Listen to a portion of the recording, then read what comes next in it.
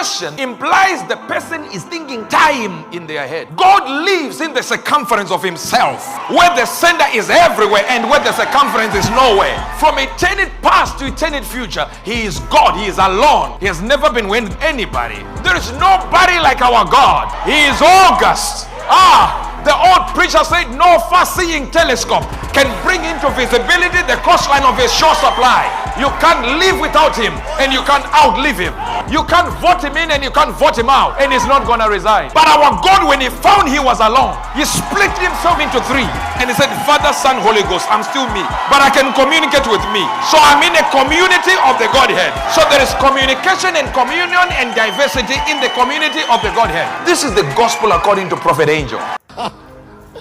Have you contemplated for a second that before the beginning God was? Where was God? Before the spirit realm was created, where was God? That means God lived in himself. So God is the house of God and God is God. Now, attempt for a second to imagine God. You will see how futile your brain is. You will discover this tool called your brain in matters of ordination is weak. So you will seek him day and night. Because until that wisdom crystallizes, your brain can't travel too far. He said, pray for long. I was praying, I thought I was wasting time. Meanwhile, that was consistent to my own ordination. Pray! And after I prayed for a long time, he came out from where he dwelt outside time.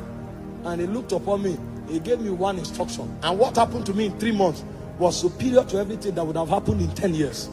I now discover the wisdom of God is superior to human's intelligence. So in the civilization of God, there's the wisdom of God. And in the civilization of God, there are the purposes of God. So your life will not count until you live according to that divine purpose that necessitated your creation. You know, when John went to Zion, he interacted with the 24 elders.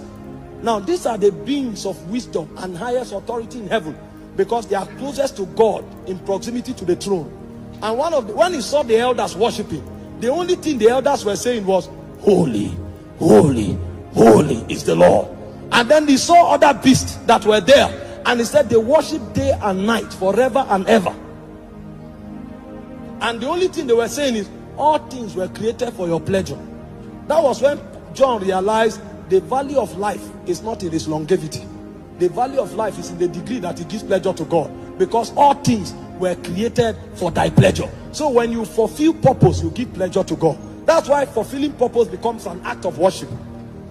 But if you don't go to Zion, you won't find it, because that is not written anywhere in time.